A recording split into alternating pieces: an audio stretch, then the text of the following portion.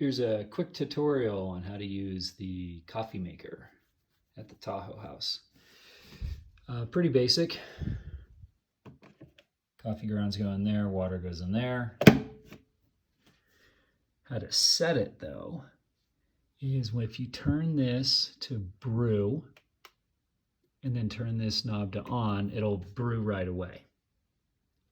If you want it to come on automatically in the morning, turn this to auto on and turn this to on, and then it will come on at 6:30 in the morning. If you want to change the time, take this knob, turn it to program,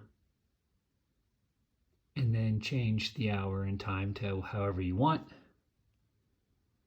And then you can go ahead and set it to auto on and on. It'll turn itself off automatically after a while, and the lights will go out.